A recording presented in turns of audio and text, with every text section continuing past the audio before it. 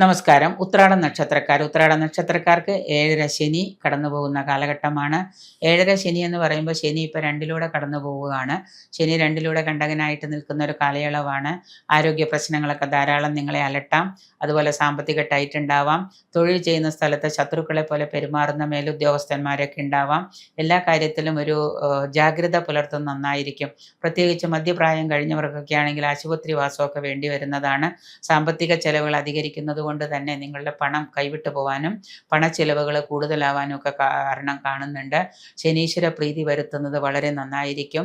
വ്യാഴത്തോടു കൂടി ശനിയും കൂടെ പ്രീതി വരുത്തുകയാണെങ്കിൽ നിങ്ങൾക്ക് മഹാവിഷ്ണു ക്ഷേത്ര ദർശനം, ശാസ്താ ക്ഷേത്ര ദർശനമൊക്കെ നിരന്തരമായിട്ട് നിങ്ങൾ ചെയ്യുകയും ശാസ്താ മന്ത്രങ്ങളൊക്കെ ജപിക്കുകയും ചെയ്യുകയാണെങ്കിൽ നിങ്ങൾക്ക് ഒരുപാട് നേട്ടങ്ങൾ കൈവരിക്കാൻ കഴിയുന്നുണ്ട്.